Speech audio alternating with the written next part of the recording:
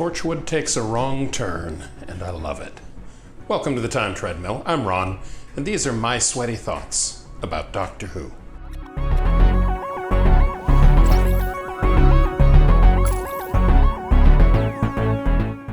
I think I've said about 100 times that I love the pure historicals in Doctor Who, a story in which there are no science fictional elements aside from the arrival of the TARDIS and the Doctor and his companions. And there hasn't been a pure historical in Doctor Who since 1982's Black Orchid.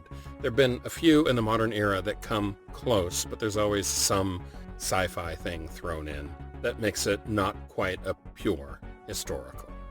But Countrycide in Torchwood, this is, by that definition, a pure historical. It's a story in which there are no science fictional elements. There's no alien artifacts. There are no supernatural entities.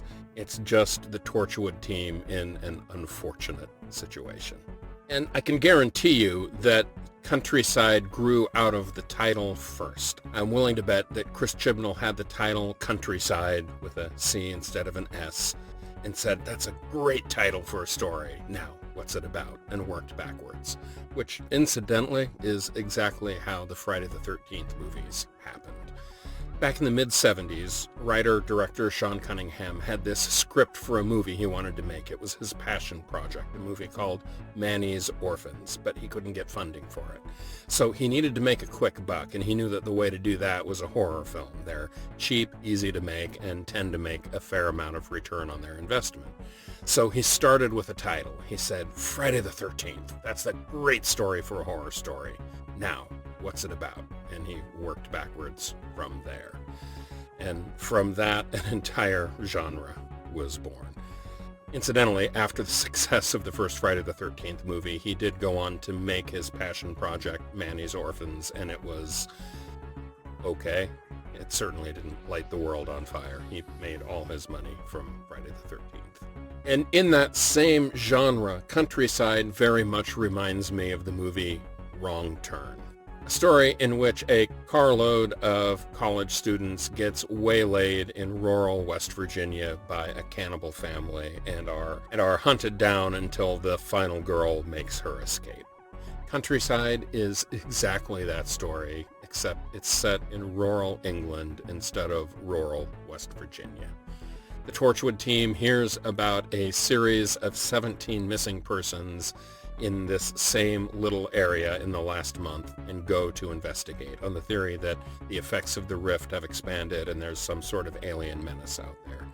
But of course it's not, although it's hinted at the possibility of being some kind of alien thing for most of the runtime of the story. And spoilers here for a 15-year-old story. It just turns out to be a group of rural villagers who are cannibals who once every 10 years have a harvest where they capture anybody stupid enough to wander through their area. And being set firmly in the horror genre of cannibal hunters, Countrycide is probably the most graphically violent Torchwood episode, certainly to date, and I think probably from here going forward, in terms of repeated scenes of graphic violence and corpses and bloody grue and guts and gore. And it also, by the way, introduces the now iconic Captain Jack musical theme, which is used when Jack comes to the rescue at the climax of the story, driving a tractor through a wall. And I'm not going to get this phrase exactly right, but the actual melodic line of Captain Jack's theme came from the composer literally setting to music the phrase, Captain Jack drives a tractor through a wall.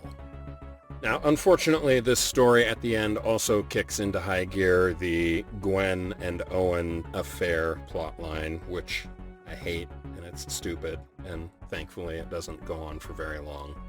But I can live with that against the rest of this story. This is the first Chris Chibnall story that I have genuinely enjoyed. It actually felt like it fit with the tone of the series and wasn't just some middle schooler fantasy of what an adult story should be.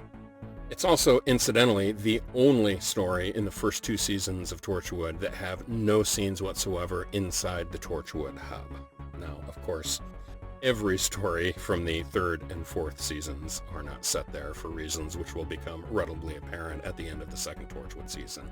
But I'll get there when I get there.